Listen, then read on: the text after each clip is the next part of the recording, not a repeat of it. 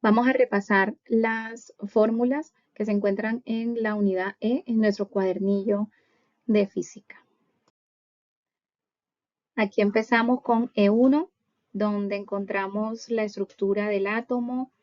Y aquí recordamos pues los modelos atómicos. Empezamos con pensando que el átomo era indivisible. Luego hablamos de Thomson, donde mencionamos el modelo del pudín con uvas pasas, donde toda la torta se consideraba positiva y las uvas pasas eran la parte negativa, los electrones ahí incrustados, ¿sí?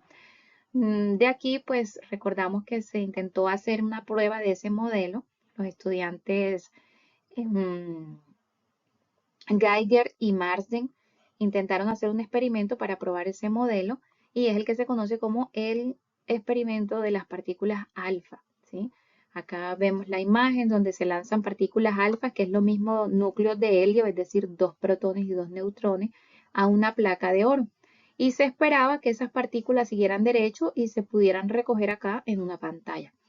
Sin embargo, se obtuvieron tres resultados muy llamativos. Uno, pues la mayoría de las partículas pasaban sin desviarse, otras muy pocas se desviaban un poquito y otras muy poquitas se desviaban muchísimo, tenían un ángulo de desviación bastante grande. Entonces esto hizo pensar que de pronto el modelo atómico como se estaba considerando debía reevaluarse. Aquí surge el planteamiento de Rutherford y él dice, la explicación que da para estos resultados es que en el átomo el núcleo está en su centro, es pequeño pero muy masivo, tiene la mayor cantidad de masa allí y además se concentra en él la carga positiva. El resto del átomo se considera casi que mucho espacio vacío donde se encuentran los electrones, ¿sí? Entonces, por eso cuando la partícula alfa pasa sin desviarse, pues se pensó que ella estaba pasando por un espacio vacío dentro de ese átomo y no había mucha interacción. Cuando se desviaba un poquito, entonces ya estaba pasando un poco más cerca del núcleo y como es carga positiva y el núcleo tiene carga positiva, pues ella sintió esa fuerza de repulsión y se desvió. Pero cuando chocaba casi que de frente con el núcleo, pues esa repulsión era mucho más fuerte y ella rebotaba con un ángulo muy grande, ¿sí? Entonces, por mucho tiempo estuvimos trabajando con este modelo de Rutherford. Sin embargo, había un problema y pues se tuvo que pensar en qué pasaba allí, ¿sí? Había entendido que cuando una carga, un electrón, ganaba energía, pues podía, em, bueno, acelerarse, pero esta empezaba a emitir radiación cuando perdía esa energía y la pregunta era, ¿por qué cuando pierde esa energía él no desciende, ese electrón no desciende en espiral y llega al núcleo, colapsa y se destruye la materia? Porque la materia es estable, ¿sí? Entonces surgió el modelo de Bohr, que gráficamente pues se ve muy similar al de Rutherford, simplemente que él introdujo el concepto de niveles de energía discretos, es decir, unos niveles específicos donde el electrón podía estar y surgió el concepto de zonas prohibidas donde el electrón no podía estar. Por ejemplo, el núcleo es una zona prohibida y entre nivel y nivel son zonas prohibidas para el electrón. Entonces, acá vemos la representación donde tenemos un electrón que es capaz de absorber energía y este sube de nivel, ¿sí? Pero él regresa a su estado base y esa energía que absorbió la vuelve a emitir en forma de radiación electromagnética. Entonces él solamente pasa a esos niveles específicos, pero no es capaz de descender tanto de llegar al núcleo o estar entre nivel y nivel, ¿sí? Esa diferencia de energía o esa energía que emite eh, un electrón cuando pasa de un nivel a otro se puede calcular con la fórmula H por F, que es la primera que aparece en nuestro cuadernillo. H la constante de Planck, F la frecuencia de esa radiación. A veces esa fórmula nos las piden no en frecuencia, sino en longitud de onda. Y recordamos por allá en la unidad C, donde hablábamos de la velocidad de una onda que se calcula como lambda por F. Entonces, si aquí tengo F yo puedo escribir esa relación como velocidad sobre lambda, siendo c en este caso la velocidad de la luz, porque estamos hablando de ondas electromagnéticas, ¿sí? Entonces esta es otra forma de utilizar esa ecuación. Vimos, por ejemplo, entonces que daba cuenta o cuál era la evidencia de que sí existían esos niveles de energía.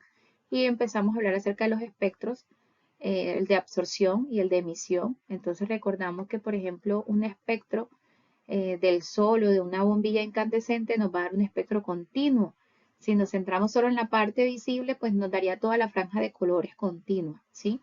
Pero en este caso tenemos la bombilla y hemos puesto en el medio una muestra de un gas a baja temperatura, frío, y él es capaz, cuando está a baja temperatura, de absorber energía. Entonces pasa la radiación, él absorbe parte de esa radiación y la otra sigue acá representarse en el espectro y estamos viendo el fondo de colores, pero faltan unas cuantas líneas aquí que están oscuras. ¿Qué pasó con esa radiación? Pues fue la que se quedó en el gas, ¿sí? Por eso este se conoce como espectro de absorción. Pero recordamos que cuando ya la muestra ha absorbido energía, su temperatura aumenta. Y cuando ya aumenta su temperatura, él es capaz de empezar a emitir. Y cuando recogemos esa radiación que emite, encontramos este espectro que tiene un fondo oscuro y unas cuantas líneas brillantes. ¿Por qué? Porque él solamente está emitiendo pues lo que pudo absorber. En alguna imagen que habíamos visto, observamos que las líneas oscuras de este espectro se corresponden exactamente con las líneas brillantes del espectro de emisión. Y este también es el concepto de cuerpo negro, ¿no?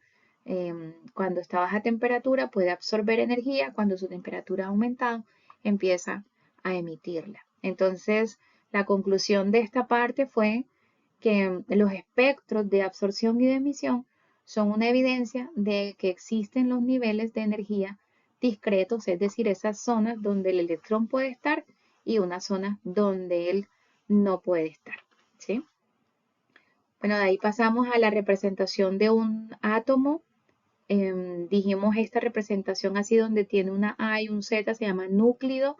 En algunos textos ahí lo conocen como nucleido, es lo mismo. La parte superior tenemos A, que es la masa atómica. Recordamos que es la suma de protones más neutrones. Y esas partículas en el núcleo se conocen como nucleones, ¿sí?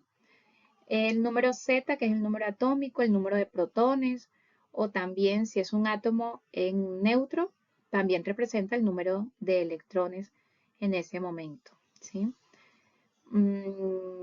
¿Qué más tenemos por aquí? Bueno, acá en esta parte tenemos parte de la unidad B, que tiene que ver con luminosidad, brillo, ley de Wien, emisividad, albedo, que está muy relacionado con parte de esta unidad cuando hablamos de fusión y estrellas, ¿sí? Bueno, vamos a la siguiente parte. Por ejemplo, miramos que la existencia de los isótopos es evidencia de la existencia de los neutrones. Habíamos visto que teníamos átomos o núclidos de un mismo elemento que tienen el mismo número de protones y eso les hacía tener las mismas propiedades químicas, pero diferentes propiedades físicas porque resulta que tenían masas diferentes. Entonces, por digamos que análisis, dice, pues no hay otra forma de explicar cuál es la diferencia de camino, sino que debe haber una partícula más ahí que le está sumando en masa, pero que no le está sumando en carga, si no le está afectando su carga. Y de ahí surge lo que es el neutrón, una partícula masiva, casi igual que el protón, un poquito más masiva que el protón, pero sin carga eléctrica, ¿sí? Entonces, una evidencia de que existen los isótopos en los neutrones, o recuerden que también les dije que la pregunta podría salir al revés. Una prueba de que existen los neutrones son los isótopos, ¿sí? Mencionamos que los electrones permanecen en esa órbita alrededor del núcleo debido a esa fuerza eléctrica de atracción que hay entre el núcleo que es positivo y el electrón que es negativo. Pero dijimos, ¿por qué el electrón entonces no se va hasta el núcleo si se atraen? Recordamos que entonces el electrón para hacer eso tendría que violar el principio de esas zonas prohibidas, ¿sí? Por eso él se mantiene orbitando. Esa fuerza eléctrica sería como su fuerza centrípeta la que lo mantiene en ese movimiento circular alrededor del núcleo. También mencionamos que el núcleo tiene protones que son todos de cargas positivas y que entre ellos pues obviamente hay una fuerza de repulsión. Sin embargo, la naturaleza se ha encargado de que el núcleo hasta cierto punto sea un núcleo estable. ¿Cómo lo hace? Bueno, una de las cosas que hace es introducir los neutrones, que son masa pero no carga, y entonces ese neutrón está ahí como mediando entre los protones para que el núcleo no se desintegre, para que sea estable. Pero también vimos que hay otra cosa que hace la naturaleza y es la fuerza nuclear fuerte, que dijimos que ella ayuda a que los protones más cerquita no se repelen, se mantengan ahí junticos, ¿cierto? Y también pues el núcleo permanezca estable. Entonces son dos cosas en las que contribuye ahí la naturaleza para que el núcleo no se desintegre. Uno, incluyendo neutrones y otra, la fuerza nuclear fuerte, ¿sí? Mm, mencionamos acá, por ejemplo, cómo calcular el radio de, de un núcleo y es utilizando esta fórmula en donde R sub 0 es el radio de Fermi, que es el radio cuando el núcleo tiene un solo protón, y A representa el número de la masa atómica, ¿sí? Entonces, dependiendo de la información, podríamos calcular el radio del núcleo que nos estén dando, del elemento que nos estén dando. ¿Qué más mencionamos por acá? Por ejemplo, hablamos acerca de el efecto fotoeléctrico, que dijimos una superficie metálica recibe radiación y emite electrones, estos llamados fotoelectrones. De varios experimentos que se hicieron se pudieron hacer varias conclusiones. Por ejemplo, en esta gráfica observábamos que tenemos una luz igual, roja, pero una más brillante que la otra. Y nos dimos cuenta que la menos brillante, la tenue, producía una corriente menor, pero que la más brillante daba una corriente mayor. Y la pregunta era entonces, ¿qué está afectando esa intensidad de la luz? Me está produciendo entre más intensa, más corriente. La pregunta era, ¿será porque los electrones van más rápido o porque hay más electrones que se desprenden de la superficie? La conclusión fue, entre más intensa, más electrones, pero permanecen con la misma energía cinética, o sea, con la misma velocidad. Y la prueba fue que cuando hacemos esta gráfica, el voltaje de frenado nos daba igual tanto para la más brillante como para la tenue. Es decir, se necesitaba la misma energía para frenar esos electrones que salían del material sin importar qué tan brillante sea la radiación. Eso llevó a la conclusión de que la intensidad solamente afecta el número de electrones que se desprende, más no la velocidad con la que ellos salen del material. El segundo experimento, aquí tenemos una luz azul y una roja, y eso sabemos que significa que una tiene más frecuencia o más energía que la otra, y son igual de brillantes las dos. Entonces aquí vemos que ligeramente la corriente es un poquito mayor en la brillante y en la azul, ¿cierto? Pero los voltajes son diferentes. Estamos necesitando un voltaje de frenado mayor para el azul que para el rojo. Es decir, que entre mayor sea la frecuencia, mayor es la energía cinética con la que salen los electrones desprendidos del material. Aquí habíamos analizado que esta es la parte negativa, entonces si recuerdan los números negativos funcionan al contrario. Entonces entre más grande el número, o sea por ejemplo menos 15 y menos 2, entonces en menos 15 decimos ahí es más pequeño porque el menos 2 está más cerca del 0 y eso es cierto. Pero en este caso estos signos me están indicando simplemente que es el voltaje negativo que necesito para frenar a los electrones, pero en magnitud el azul es mayor que el rojo, ¿sí? Entonces Esa fue la segunda conclusión.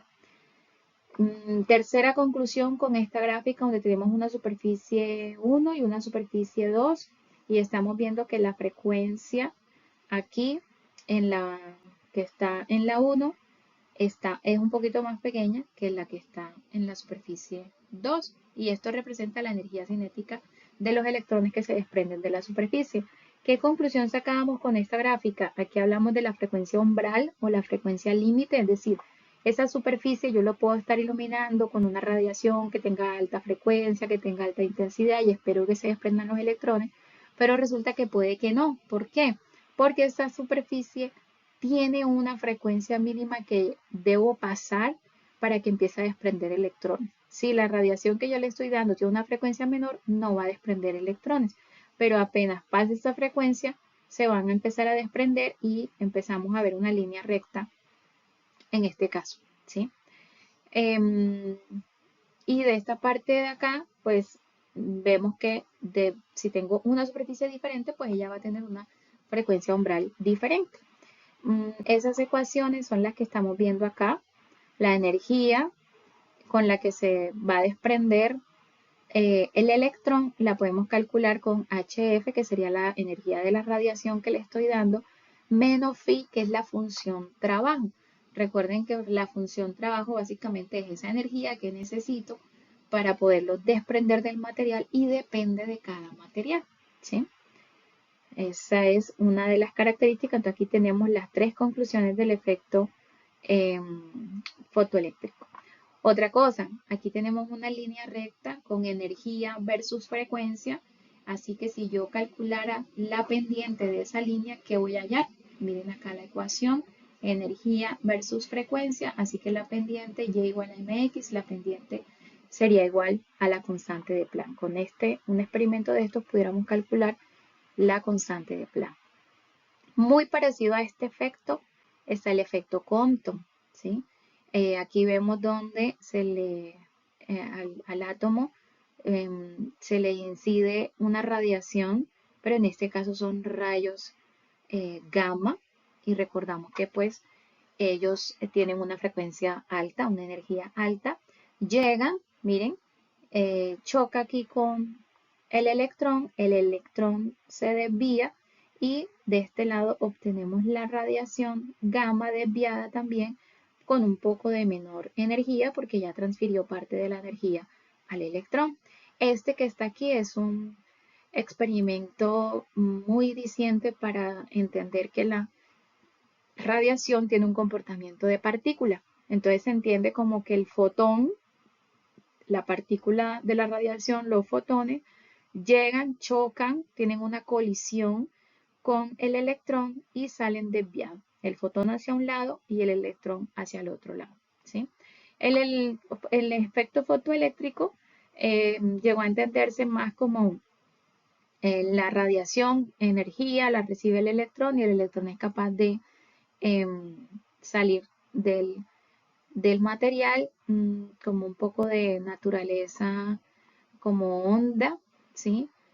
En este caso, pero el efecto Compton nos ayuda a entender que tiene una naturaleza también de partícula. Entonces ahí está el comportamiento dual de la radiación. Y miramos la ecuación, aquí está la ecuación del efecto Compton, donde está la longitud final, es decir, la que se desvía, menos la longitud inicial, la que llega, es decir, un delta de lambda, es igual a la constante de Planck sobre la masa del electrón por la velocidad de la luz, es multiplicado por 1 menos coseno del ángulo. Y ese ángulo, recuerden que era el ángulo de desviación, ¿sí? Entonces, ahí lo pudiéramos eh, calcular como un choque. Esto se considera como una colisión. Entonces ya tendríamos esta ecuación, hablamos de esta también. Mencionamos la de la longitud de Broglie, lambda, donde él dice, bueno, si la radiación se comporta como onda y partícula, ¿será que la partícula también tiene un comportamiento dual? Y es donde hace el experimento de la doble rendija, si recuerdan el video, donde el electrón se hace pasar por las rendijas y resulta tener un comportamiento de interferencia, ¿sí? Como si fuese una onda. Entonces, él le asoció una longitud de onda a las partículas que estaba dada por h, la constante de Planck, dividido entre p, siendo p el momentum lineal de esa partícula, o sea, masa por velocidad, ¿sí? Bueno, aquí completamos esta parte. Por acá arriba tenemos una fórmula que nos permite calcular la energía en, en un átomo de hidrógeno, esos niveles de energía. Entonces, si está en el nivel 1, si está en el nivel 2, en el nivel 3, N representa el nivel y este valor está en electronvoltio.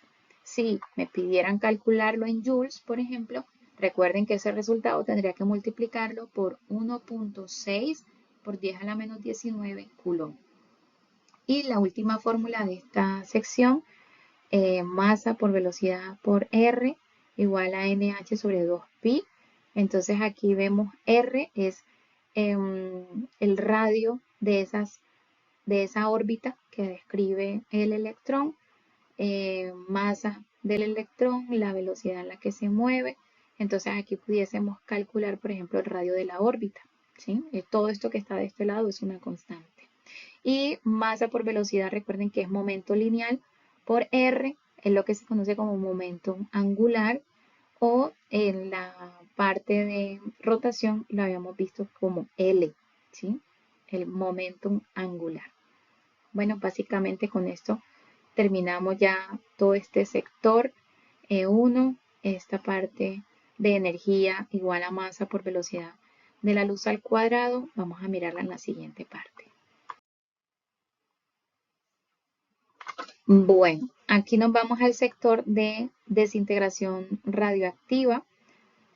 Aquí hablamos de los 3 tipos de partículas o de radiación que se pueden emitir de un núcleo cuando ya él es inestable y empieza ese proceso de desintegración.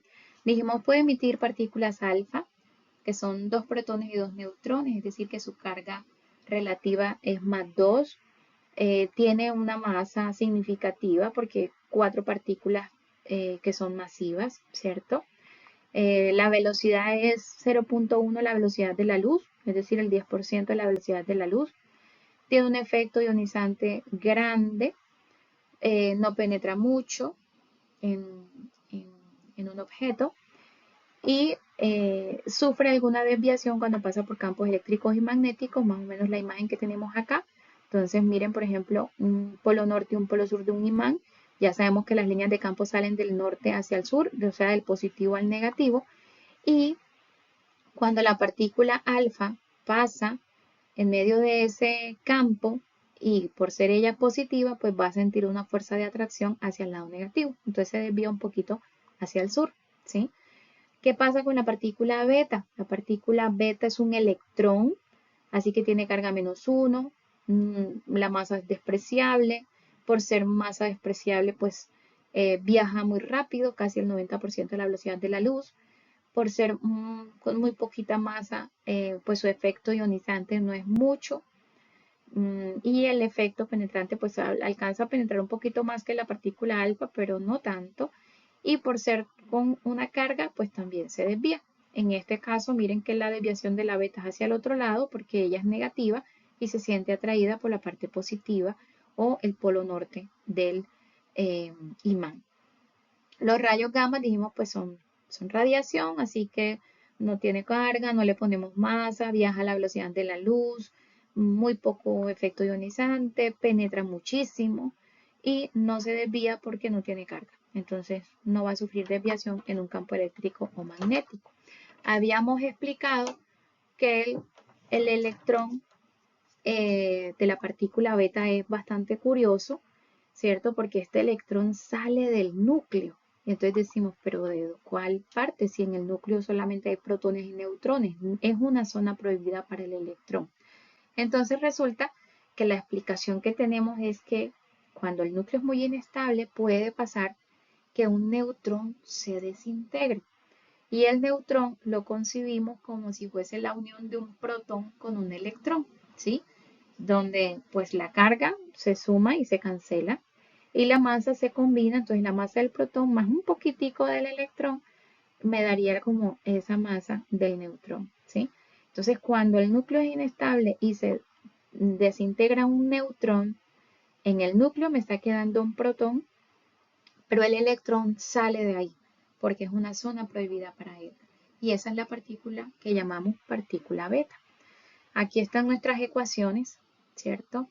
Las ecuaciones de si tengo un núcleo que se desintegra y me emite una partícula alfa que es más 2 y una masa de 4, me va a quedar un elemento diferente porque el Z me cambió, el Z va a disminuir en 2 y la masa disminuye en 4. Pero si lo que emite es una partícula beta, entonces esa beta no tiene protón, sino su carga es menos 1 y no tiene masa. Entonces el nuevo elemento me va a quedar con Z más 1 y con A. Recuerden que aquí se cumple la conservación de la masa y la conservación de la carga. Si aquí tengo Z, la suma de este lado me debe dar Z, entonces Z más 1 menos 1 me da Z. Y lo mismo la masa atómica. Si tengo aquí A menos 4 más 4 me debe dar A, ¿sí? Debe conservarse la masa y la carga. Aquí tenemos un ejemplo que hayamos analizado, por ejemplo, uranio 238 emite una partícula alfa, quiere decir que disminuye su masa en 4 y su Z en 2, entonces me produce un nuevo elemento, pero este elemento emite una beta y en beta aumenta el Z en 1 y la masa permanece igual y así sucesivamente este proceso va a ocurrir hasta que lleguemos a un núcleo estable. Puede que en algunos procesos de esto emita radiación gamma y en ese caso es el único caso en el que el núcleo sigue siendo el mismo elemento, pero ahora con menos energía. Cuando emite radiación gamma significa que está liberando energía y pues obviamente eso lo hace un poco más estable. Habíamos hablado de los contadores Geiger, eh, sistemas que me permiten como detectar partículas alfa o partículas beta, ¿cierto? Por medio como de un conteo de esas partículas. Esos contadores nos dan como un recuento o una tasa de recuento que generalmente se expresa como un número por segundo o un número por minutos, ¿sí? A la menos 1. Entonces, resulta que esos contadores, cuando ya los tenemos en cuenta, no sé si recuerdan en un ejercicio que hicimos, hablamos de la radiación de fondo, o sea, esos contadores detectan la radiación a su alrededor, pero pues de todos los elementos que pudieran estar generando radiación a su alrededor, no hay como ese filtro. Entonces, aparte de detectar esas partículas que se emiten, esas partículas alfa, esas partículas beta, pues además está detectando todo a su alrededor, que es lo que se conoce como radiación de fondo. Generalmente cuando hacemos ese tipo de ejercicio, ese recuento de fondo o esa radiación de fondo hay que descontarla, hay que restarla, ¿sí? Porque es como un error sistemático dentro de la medida que estamos generando ahí, ¿sí? Bueno, por último, acá estamos observando estas ecuaciones que pues hablan del proceso de desintegración como un proceso espontáneo, un proceso aleatorio. Tenemos el número de la muestra que disminuye exponencialmente, entonces la muestra original de núcleos inestables y cuánto sería mi muestra después que ha pasado un tiempo determinado. Aquí en la fórmula me dice una lambda, que el lambda se conoce como esa constante de decaimiento, ¿sí? Y aquí hay otro símbolo que es T1 medio, que se conoce como tiempo de vida media o semivida de esos núcleos y es el tiempo en el que la muestra se reduce a la mitad. Hay otro concepto que es la actividad, que es el número de decaimientos por segundo y también tenemos nuestra fórmula en el cuadernillo, ¿sí? Esto que está aquí es logaritmo natural de 2, así tal cual se hace en la calculadora. Otra parte de esta unidad es lo que tiene que ver con las estrellas, el proceso de fisión y fusión. Entonces aquí tenemos nuestra ecuación de muestra, nuestra reacción, donde vemos el uranio 235 que em, se fusiona con un neutrón produciendo 236 y el uranio lo absorbe y este es más inestable, así que se desintegra, se fisiona y me produce otros dos elementos más tres neutrones y aparte obviamente energía, ¿sí? Recordamos aquí, por ejemplo, que el uranio natural es uranio 238, que se le hace un proceso de enriquecimiento para poder tener el uranio 235, que es el que sirve para nuestras plantas de reacción nuclear, ¿sí? De generación de energía eléctrica a partir de estas reacciones nucleares.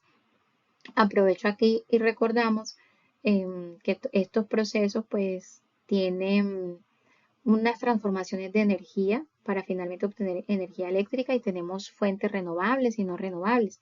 Entonces, dentro de los no renovables tenemos aquí los combustibles fósiles y también el combustible nuclear. Se consideran no renovables, finitos, ¿verdad? Estos se sacan de la tierra. Recuerden un poquito cómo se forman esos combustibles fósiles después de mucho tiempo, muchas capas de sedimento, mucha presión, alta temperatura, ¿cierto? Entonces eso produce esos combustibles fósiles que luego son utilizados para, por ejemplo, por medio de la quema, obtener energía química. Esa energía química calienta el agua, la convierte en vapor, obtenemos energía térmica. Ese vapor mueve una turbina que produce energía cinética por medio de la energía cinética y la turbina conectada a un generador eléctrico produce energía eléctrica. Ya recordamos en estos días cómo funciona ese generador que está formado dentro por bobinas e imanes, que hay un movimiento relativo entre ellas y eso genera movimiento de cargas que se traduce en corriente eléctrica, ¿sí? Entonces aquí tenemos nuestra reacción de fisión. Aquí tenemos la representación, por ejemplo, el uranio, el neutrón, y de ese proceso se producen tres neutrones más que pueden ir a interactuar con otros uranios y seguir generando más neutrones, que es lo que se conoce como una reacción en cadena. Sin embargo, recordamos que existen unos controles en el reactor nuclear para que esto no sea un problema y nos genere una gran cantidad de energía y ocasione accidentes. Entonces, por ejemplo, están las barras de control que absorben cada cierto tiempo una cantidad de electrones para que las reacciones sean controladas, ¿sí? También hablamos del moderador, que ese lo que hace es modificar la velocidad del neutrón para garantizar que sí pueda ser absorbido por el uranio y se produzca el proceso de fisión. De este lado tenemos las reacciones de fusión, hidrógeno con hidrógeno, que me produce un isótopo de hidrógeno. En cada proceso se libera energía y aquí tenemos una partícula beta, ¿cierto? Pero luego ese hidrógeno, ese isótopo se junta con otro hidrógeno y producen un isótopo de helio. Finalmente esos isótopos producen helio y obviamente liberación de energía y otros hidrógenos para que siga el proceso de esa reacción. Ese proceso es el que vemos naturalmente en las estrellas. Aquí tenemos una representación de las fuerzas que mantienen una estrella estable también. Tenemos aquí la fuerza de gravedad que va hacia el centro por ser pues un cuerpo con masa, pero aquí en el núcleo pues es donde empiezan a ocurrir esas reacciones nucleares, donde hay liberación de energía y esas reacciones producen una fuerza hacia afuera que se conoce como presión de radiación. Mientras esas dos fuerzas estén actuando, se mantiene el equilibrio y la estrella es estable. Es una estrella que puede estar, por ejemplo, en la secuencia principal. Aquí abajo vemos el diagrama HR, aquí en el centro que se encuentra la secuencia principal donde están esas estrellas jóvenes que están haciendo reacciones de fusión de hidrógeno con hidrógeno para producir helio, ¿sí? De este lado, cuando leemos las escalas, los ejes, vemos que la temperatura va aumentando hacia la izquierda. Así que en este caso estamos viendo, por aquí está nuestro Sol, que tiene una temperatura más o menos de 6000 Kelvin, una temperatura superficial. Así que todas las que están por este lado tienen una temperatura menor y avanzando, estas que están acá tienen una temperatura muchísimo mayor. En este vemos la luminosidad de la estrella y vemos que pues ella se va aumentando hacia arriba, quiere decir que pues nuestro Sol aquí ubicado como en unidades de Sol en uno, todas las demás que están acá pues tienen una luminosidad mucho mayor. Además, todas estas que están acá son las estrellas más masivas, ¿sí? Aquí estamos viendo nuestro proceso evolutivo para el Sol. Se dice que pues por su masa, ella cuando deje de quemar hidrógeno, se va a convertir en una gigante roja. Para nuevamente hacer este proceso, se vuelve un poco estable, eh, haciendo ahora reacciones entre helio y helio para producir nuevos elementos, pero luego dice que va a expulsar una nebulosa planetaria y se va a convertir en una enana blanca, ¿sí? Donde, miren que pues su temperatura va a ser muchísima, pero es pequeñita, entonces la luminosidad es pequeña, ¿sí? Aquí tenemos la clase espectral, la clasificación de las estrellas eh, con letras, colores y temperaturas. Esta tabla que está acá me ayuda a mirar su proceso evolutivo. Entonces dice, por ejemplo, una estrella que tiene la masa del Sol hasta 8 veces la masa del Sol, posiblemente va a ser después una gigante roja y una enana blanca. Pero si su masa es superior a las 8 veces la masa del Sol hasta 20, se va a convertir en una supergigante roja, luego en una supernova y en una estrella de neutrones. Si su masa es mucho más 20 veces más que la del Sol, se va a convertir finalmente en un agujero negro, ¿sí? Aquí también lo vemos gráficamente, cómo nace la estrella. Aquí tengo la estrella, después sale de la secuencia principal, es una gigante roja, una supergigante, por acá una nebulosa planetaria, una enana blanca, o una supernova agujero negro, o una supernova y una estrella de neutrones, ¿sí?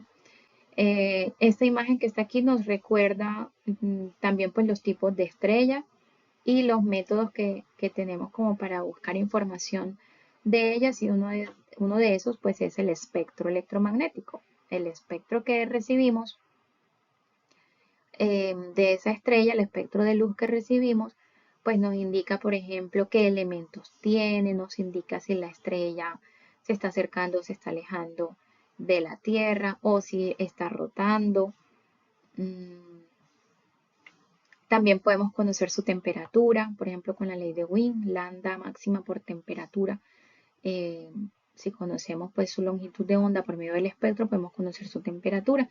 Esta gráfica en particular nos muestra cómo el espectro, eh, de pronto en algún momento tenemos las mismas líneas, pero están corridas hacia el azul y en otros momentos están corridas hacia el rojo. Entonces decíamos que cuando están corridas hacia el rojo, me está indicando como que la estrella se está alejando, ¿sí? Pero si su espectro, su longitud de ondas están corridos hacia el azul, me está indicando que se está acercando. Más o menos como, por ejemplo, si está rotando y está en esta parte, es como si se estuviera acercando, así que el espectro yo lo tomaría como corrida un poquito las longitudes de onda hacia el azul. No necesariamente tienen que estar en el azul, sino que están corridas hacia esa parte del espectro. Lo mismo cuando ya está por aquí, entenderíamos que se está como alejando y su espectro estaría corrido hacia el rojo, ¿sí? Básicamente aquí recordamos un poquito lo que tiene que ver con las estrellas. Bueno, esta última parte tiene alguna información como para recordar. Por ejemplo, un ejercicio de cómo determinar la energía que se libera en una reacción, o por ejemplo a veces preguntan por la energía cinética o la velocidad de la partícula alfa. Entonces aquí vemos que pues nos dan sus masas. Esas masas aquí están expresadas en unidad, en U, en unidad de masa atómica, masa unificada, perdón. Y aquí vemos que pues la masa de aquí debe ser igual a la masa de acá.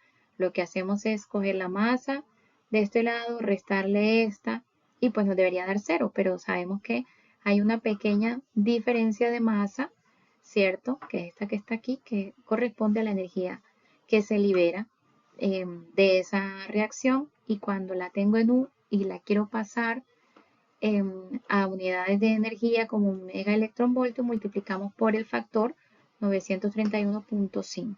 Si todavía quisiera pasarlo a joules, multiplicamos por 1.6 por 10 a la menos 19 coulomb. ¿Sí? Aquí está la definición de U, que también la tienen en una presentación, un doceavo de la masa de un átomo de carbono 12. Esta gráfica que está aquí, por ejemplo, nos muestra la energía de enlace, que es la energía que necesitamos, o por ejemplo, si tengo un núcleo, la energía que necesito para sacar todos los nucleones de ese núcleo, y sería la misma energía que necesito para volverlos a unir. Y aquí, por ejemplo, estamos viendo el hierro, que es el que se considera como el núcleo más estable, tiene la energía de enlace mayor. Obviamente, entre mayor la energía, pues más, obviamente es más difícil desarmarlo. Quiere decir que es un átomo bastante estable. Ya para este lado, donde el número de nucleones es más grande, pues es mucho más fácil desarmarlo, y donde están ubicados nuestros elementos que se pueden fisionar fácilmente. Y en la parte inicial están los elementos más ligeros que se pueden fusionar, ¿sí? Y producir energía de esa forma. Entonces ahí les dejo algunos daticos.